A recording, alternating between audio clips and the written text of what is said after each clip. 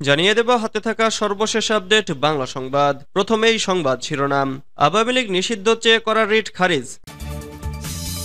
এরপর জানিয়ে দিব ভ্যানের সেই মরদেহগুলো পুলিশের গাড়িতেই পুড়িয়ে দেওয়া হয়। এদিকে শিগগিরই সংস্কারের রূপরেখা দেবেন প্রধান উপদেষ্টা। এরপর জানিয়ে দিব ইনসাফ ও উদারতা দিয়ে মানুষের মন জয় করতে হবে বলেছেন তারেক রহমান। আরও জানিয়ে দিব নিবন্ধন ফিরে পেতে আপিল বিভাগে জামাতের আবেদন। সর্বশেষ জানিয়ে দিব ডিএমপিতে বদলি 22 উপপুলিশ কমিশনার। এতক্ষণ শুনছিলেন সংবাদ শিরোনাম, এবারে বিস্তারিত।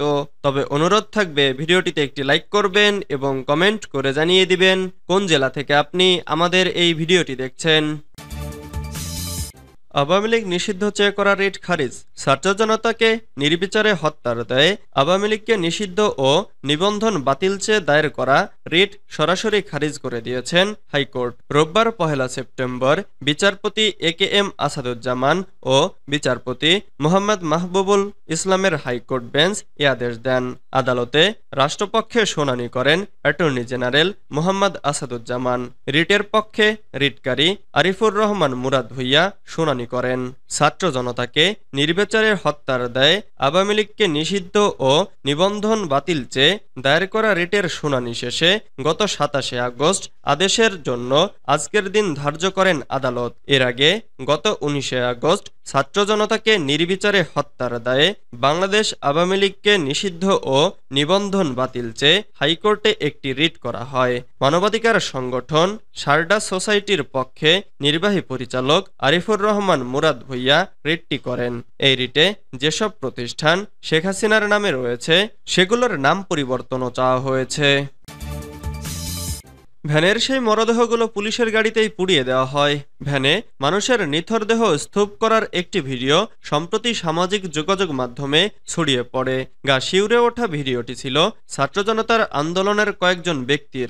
গতকাল শুক্রবার 30 আগস্ট রাতে ভিডিওটি ফেসবুকে ছড়িয়ে পড়লে বিষয়টি সামনে আসে। প্রথমে ঘটনাস্থল নিয়ে ধোঁয়াশা থাকলেও পরে একটি নির্বাচনী পোস্টারের সূত্র ধরে বেরিয়ে আসে মূল ঘটনা। অনুসন্ধানে জানা যায় নির্মম এই ঘটনাটি ঘটেছে সাভারের আশুলিয়ায়। ভিডিওতে দেখা যাওয়া হেলমেট পরিহিত পুলিশ সদস্যদের একজন ঢাকা উত্তরের গোয়েন্দা পুলিশের তদন্ত কর্মকর্তা আরাফাত হোসেন। স্থানীয়দের সঙ্গে কথা বলে জানা যায় ঘটনাটি 5 আগস্ট বিকেলের। ভিডিওটিতে দেখা যায় ভ্যানের ওপর তোলা হচ্ছে একের পর এক মরদেহ, একটির ওপর আরেকটি রক্তাক্ত লাশ। মাথায় হেলমেট, বুকে ভেস্ট পরিহিত কয়েকজন পুলিশ সদস্য ব্যস্ত এই কাজে। মরদেহগুলো ঢেকে দেওয়া হলো ময়লা চাদর আর রাস্তার পাশের ব্যানারে। চাদর আর ব্যানারের আড়াল থেকে দেখা যাচ্ছে হাত পা ও মাথা। শিগগিরই সংস্কারের রূপরেখা দেবেন প্রধান উপদেষ্টা। রাজনৈতিক দলগুলোর সঙ্গে আলোচনার ভিত্তিতে শিগগিরই সংস্কারের একটি রূপরেখা দেবেন অন্তর্বর্তীকালীন সরকারের প্রধান উপদেষ্টা অধ্যাপক ডক্টর মোহাম্মদ ইউনূস। সেই লক্ষ্যে তিনি বিভিন্ন রাজনৈতিক দলের শীর্ষ নেতাদের সঙ্গে মতবিনিময় করেছেন বলে জানিয়েছেন প্রধান উপদেষ্টার প্রেস সচিব শফিকুল আলম। শনিবার 31 আগস্ট বেশ কয়েকটি রাজনৈতিক দলের প্রতিনিধিদের সঙ্গে রাষ্ট্রীয় অতিথি ভবন যমুনায় মতবিনিময় করেন প্রধান উপদেষ্টা, যা শেষ হয় রাত 8টার দিকে। পরে ফরেন সার্ভিস একাডেমিতে সাংবাদিকদের ব্রিফ করেন প্রধান উপদেষ্টার প্রেস সচিব শফিকুল আলম। তিনি বলেন, মতবিনিময়ে হেফাজতে ইসলামের নেতারা বলেছেন তাদের 200-র মতো মামলা এখনো রয়ে গেছে, সেগুলো প্রত্যাহার করতে হবে। 2013 সালে হেফাজতের ওই সমাবেশের সময় একটা বড় ধরনের হত্যাকাণ্ড হয়েছিল। এরপরে 2016 এবং 2021 সালে যখন ভারতের প্রধানমন্ত্রী বাংলাদেশে এসেছিলেন তখন ওই সময় প্রতিবাদে অনেকেই মারা গেছেন। এ বিষয়ে নেতৃবৃন্দ নতুনভাবে তদন্ত চেয়েছেন যাতে ওনারা জানতে পারেন ঠিক কতজন মারা গেছেন। ইনসাফ ও উদারতা দিয়ে মানুষের মন জয় করতে হবে বলেছেন তারেক রহমান। বিএনপির ভারপ্রাপ্ত চেয়ারম্যান তারেক রহমান দলের নেতাকর্মীদের উদ্দেশ্যে বলেছেন, আপনাদের প্রতি আমার স্পষ্ট বার্তা, শক্তি কিংবা ভয় দেখিয়ে নয়, ইনসাফ এবং উদারতা দিয়ে মানুষের মন জয় করুন, জনগণের ভালোবাসা অর্জন করুন। বিএনপির 46তম প্রতিষ্ঠা বার্ষিকী উপলক্ষে গণতন্ত্রকামী জনগণ সহ দলের নেতাকর্মীদের শুভেচ্ছা জানিয়ে এক ভিডিও বার্তায় তিনি এসব কথা বলেন।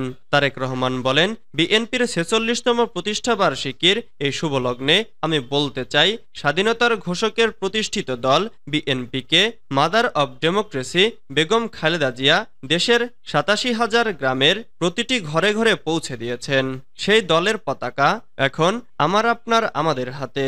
এই পতাকা এখন শুধু বিএনপির দলীয় পতাকা নয়, এই পতাকা এখন দেশ এবং জনগণের স্বাধীনতা ও অধিকার রক্ষার প্রতীকে পরিণত হয়েছে। সুতরাং যারা এই পতাকার মর্যাদা সমুন্নত রাখতে চান, তারা কোনো প্রকার অনৈতিক কিংবা অনধিকার চর্চায় লিপ্ত হবেন না। নিবন্ধন ফিরে পেতে আপিল বিভাগে জামাতের আবেদন। রাজনৈতিক দল হিসেবে বাতিল হওয়া নিবন্ধন ফিরে পেতে সুপ্রিম কোর্টের আপিল বিভাগে খারিজ হওয়া আপিলটি পুনরুজ্জীবিত করার আবেদন করেছে বাংলাদেশ জামাতে ইসলামী। রোববার ১ সেপ্টেম্বর আপিল বিভাগের চেম্বার আদালতে আবেদনটি করা হয়েছে বলে জানিয়েছেন দলটির আইনজীবী মোহাম্মদ শিশির মনির। তিনি বলেন, ডিসমিস ফর ডিফল্ট হিসেবে খারিজ হওয়া আপিলটি পুনরুজ্জীবিত করতে আপিল বিভাগের চেম্বার আদালতে আবেদন করা হয়েছে। এক রিট আবেদন নিষ্পত্তি করে ২০১৩ সালের ১ আগস্ট জামাতে ইসলামীর নিবন্ধন বাতিল ও অবৈধ ঘোষণা করে রায় দেন হাইকোর্ট। এরপর ২০১৮ সালের ৭ ডিসেম্বর বাংলাদেশ জামাতে ইসলামীর নিবন্ধন বাতিল করে প্রজ্ঞাপন জারি করে নির্বাচন কমিশন। পরে হাইকোর্টের রায়ের বিরুদ্ধে আপিল করে জামাতে ইসলামী। তবে হাইকোর্টের রায়ের বিরুদ্ধে করা আপিল শুনানিতে জামাতের মূল আইনজীবী উপস্থিত না থাকায় গত বছরের নভেম্বর তৎকালীন প্রধান বিচারপতি ওবায়দুল হাসানের নেতৃত্বাধীন ৬ বিচারপতির আপিল বিভাগ ডিসমিস ফর ডিফল্ট বলে আপিল খারিজের আদেশ দেন। ফলে রাজনৈতিক দল হিসেবে বাংলাদেশ জামাতে ইসলামীর নিবন্ধন অবৈধ ঘোষণা করে হাইকোর্টের দেওয়া রায় বহাল থাকে। ডিএমপিতে বদলি ২২ উপ পুলিশ কমিশনার। বাংলাদেশ পুলিশের বিভিন্ন ইউনিটে কর্মরত পুলিশ সুপার পদমর্যাদার ২২ কর্মকর্তাকে উপ পুলিশ কমিশনার হিসেবে ঢাকা মহানগর পুলিশে বদলি করা হয়েছে। রাষ্ট্রপতির আদেশক্রমে রোববার ১ সেপ্টেম্বর স্বরাষ্ট্র মন্ত্রণালয়ের জননিরাপত্তা বিভাগের উপসচিব মোহাম্মদ মাহবুর রহমান শেখ স্বাক্ষরিত এক প্রজ্ঞাপনে তাদের বদলি করা হয়। জনস্বার্থে জারিকৃত এ আদেশ অবিলম্বে কার্যকর হবে মর্মে প্রজ্ঞাপনে উল্লেখ করা হয়েছে।